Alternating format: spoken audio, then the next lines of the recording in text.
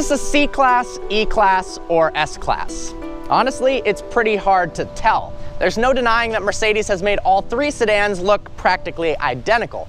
The good news is, it has gorgeous styling and an interior that rivals Rolls-Royce and Bentley for a price at just above $50,000. I'm gonna start with the worst part of the car so we can get it out of the way. A 2-liter turbocharged inline-4 isn't exactly what you think of when you imagine a luxury sedan. Neither is 241 horsepower or 273 pound-feet of torque. Now, I get it, government regulations are getting stricter, you have to get better fuel economy, but this gets a combined 24 miles per gallon, which to be honest, isn't all that great. Acceleration, not that quick. I'm really excited for the E550 and E63 to come out because engine-wise, this isn't cutting it. Engine aside, the new E300 is an absolutely brilliant vehicle. The interior is kind of mind-blowing how elegant and luxurious it is at this price point. It really does take some of the best features of the S-Class, some of the also beautiful, innovative design language from the C-Class and combines it into one. The fact that despite from the length, the interior of this car is every bit as good as a brand new Mercedes S-Class is incredible. And it even has technology that the S-Class doesn't. For instance, it's got a 9-speed automatic gearbox. Now, is 9 speeds really necessary? Frankly, no. Manufacturers are competing against one another. It's in a way a bit of a marketing ploy. Eventually, it's going to be no longer cost effective or efficient from an economical fuel economy standpoint to have more and more speeds. People are working on a 10-speed, so on and so forth. But the shifts are very, very smooth, and it does go along with the comfort, luxury vibe of the E-Class. Got nice isolated cabin, rides relatively smoothly, a little bit firmer than the S-Class, but definitely a comfortable experience. We've got some brand new things in the E-Class that haven't been offered before. Dynamic mode selector, you can go from eco to comfort to sport, sport plus, and even go to individual and customize the setting. Other features have advanced as well. One of the coolest parts of the S-Class is the ambient lighting. But there's only a handful of colors you can choose from. Now on the new E-Class, you've got no less than 64 color options for the interior lighting. Driver assistance features have improved as well. We've got driving pilot, speed pilot. Notice they don't refer to it as autopilot for legal reasons with, unfortunately, what happened with Tesla recently. And you've also got parking pilot. This car can now not only parallel park itself, but it can also perpendicular park. And the cool thing is, for the perpendicular parking, you can actually choose which way you want the car to enter the spot, whether it's backing in or pulling in forward. Click the button down here in the center console to activate parking pilot, and you can select different modes from there. The backup camera graphics are improved once again. The display is beautiful. The guidelines are very easy to read. See where you're positioning the cars. This vehicle has pretty much the best backup camera on the market. You've got some new controls on the steering wheel. You've got touch controls at the 9 and 3 position in order to control the multimedia screen, so you can keep your eyes on the road and both hands on the steering wheel to control functions without having to reach your hand down. You've of course got the classic Mercedes touchpad down here and the rotating knob. Now, most likely I would be using the rotational knob feature to select different modes just because you get actual feedback. It gives you a nice little click when you're selecting stuff, and when you push it forward and backward, it seems like a more reliable method of maneuvering around. Beautiful analog clock here. Surround wraparound wood trim, very similar to the Mercedes S-Class. Burmeister sound system. Heated seats, you can control the right seat, the passenger seat, from the driver's seat, which is very cool. On the Performance Package 3 that's available on the E300, not equipped on the car we're testing today, you actually can have one large display. Now it's broken up into 2 different displays, but it's one enormous sheet of Gorilla Glass, which looks stunning. The car feels very spacious, the seats are comfortable. I love the design language on them, looks more upscale than its price suggests. All around, this feels like you're making a good purchase, like you're getting real value for the money. You're not buying a nice sedan that has the Mercedes 3-pointed star on it and paying a $20,000 premium because of that. you are actually buying the best car in its segment. Now, if you are a performance freak, I'd probably hold off to see whether they come out with a V8 model or a twin-turbo V6, and then, of course, the E63 AMG when that's released. But if you're just concerned with having a very pleasant to drive, and when you put it in dynamic mode, in Sport Plus, it actually handles decently well. Not as good as BMW or Cadillac, but this car is also more comfortable in a non-sporting manner.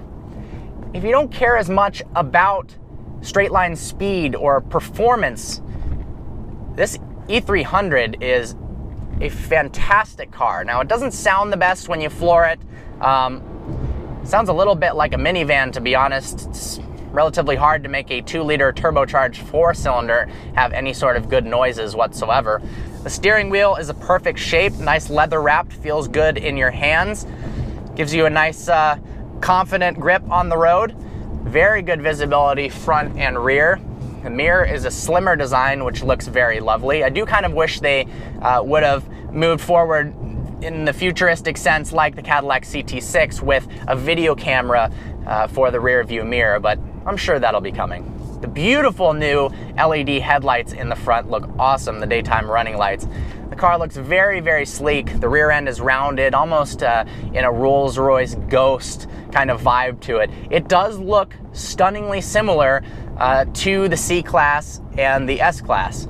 That's good for C and E-Class owners. It's not so good for the S-Class, but we'll see when they refresh that what that design language has to offer. But in the Sport package, you've got a more aggressive front grille. You've also got some really pretty wheel options as well. Now, if you get the luxury trim, you actually get the hood-mounted 3-pointed star, which, other than the S-Class, Mercedes has kind of eliminated for all the models, whether that is whether the reason behind that is people stealing the emblems off or just a pure cost perspective, I'm not really sure, but there's something about having that hood ornament that's nice and special. The E-Class is loaded with technology. It seems in recent times that BMW is kind of ahead of the pack in bringing new features to their luxury cars, whereas Mercedes is more focused on fit and finish, and elegant design. Obviously, there's pluses and minuses to both, but we've got some cool stuff in the new E-Class. So, wireless charging that works for Android phones, but actually if you get an adapter, it can work for an iPhone as well. It's located in the center console. There's a great spot where you can stick your phone. Some kind of an oversight for a lot of auto manufacturers is a good place to have your cell phone. Everybody nowadays is using a smartphone. Leaving it in your pocket is okay, but it's definitely nice to have a secure location for your phone where you can charge it and access it if you need to. Mercedes has introduced this pre-safe sound feature. Now listen to this. When you're about to get into an accident, or you're getting into an accident, the car is able to sense that. Of course, it's basically one giant compilation of computers.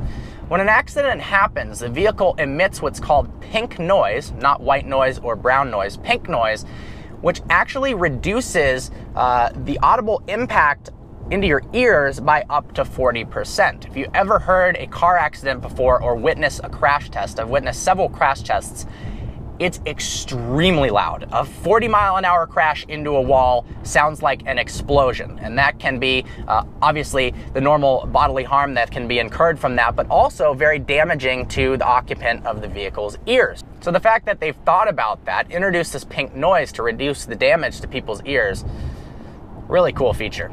The E300 just feels incredibly high quality, from the design language to the materials used to just pressing any of the buttons. It doesn't feel like they cut any corners. The door handles aren't flimsy. It doesn't feel, it doesn't make little weird clicks when you press the button. Everything is satisfying and well done. In summary, here are some of the things I love and hate about the E300. So first off, the interior is the best for the money, hands down. Incredibly elegant. Second up, the technology. From the pre-safe sound to the 64 ambient light colors and the customizability of the driving modes, this car has a lot to offer. Last up, the value. For a base price of just above $50,000, this one, as tested, is 60 grand. This is a hell of a car. Things I don't like about it. This car is brand new, and already there's some rattle going on in the speaker on the dash. It's not really acceptable for a car of this caliber. I'm sure it's an easy fix that the dealer could do, but shouldn't be happening. The powertrain. 2-liter inline turbo 4-cylinder. It doesn't feel upscale enough to go in a vehicle like this. If you had a nice sounding twin turbo V6, it would make the car feel more expensive than having an economy motor essentially in a higher end vehicle.